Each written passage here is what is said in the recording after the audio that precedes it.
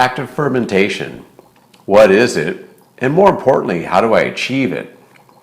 What I'm going to talk about here in a very short video are some things you can do to likely improve your fermentation.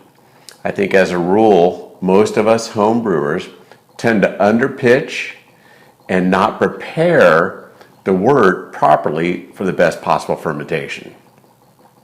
So let me put this beer down and we'll go through a few things that you can do that I think are going to really help.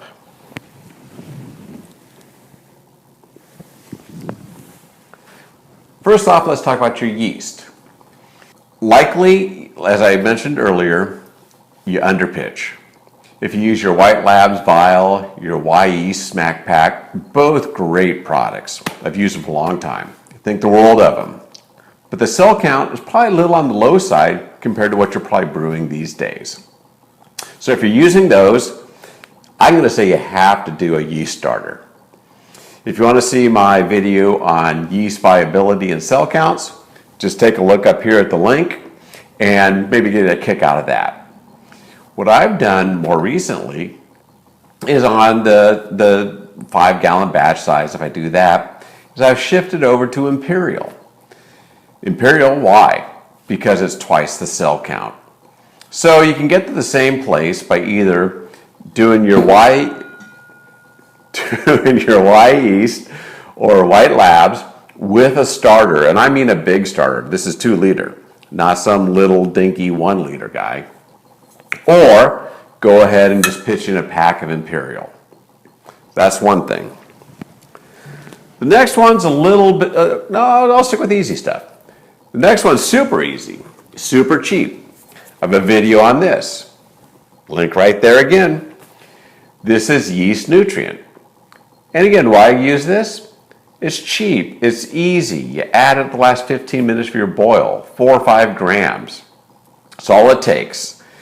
Again, you're just trying to make sure you achieve a fermentation like this.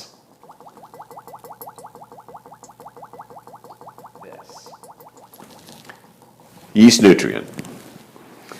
The final thing is maybe something a little more costly, a little less, desirable by folks, and that would be the use of oxygen. Now I see a lot of videos where they say, oh, you don't have to aerate your wort at all. It doesn't matter. Well, I think it does matter. And if you want the best possible aeration, it's through oxygen. It's oxygenation. So if you're so inclined, you can get a Stone, pretty cheap oxygen bottle at Home Depot, at Lowe's, whatever, and that'll take you a long way down the road. So again, to get the fermentation like this, I mean, we're talking active. We're talking active within 24 hours, active within 12 hours, really. You need to do some of the basic things. So those are the simple ones. The right kind of yeast, the right amount. Use a starter if you have to. Go ahead and take the next level with oxygen.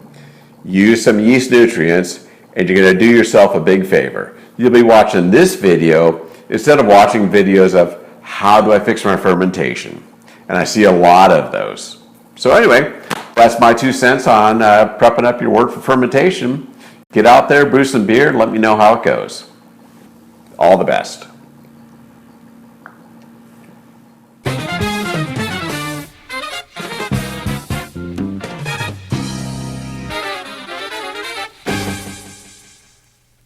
Like this.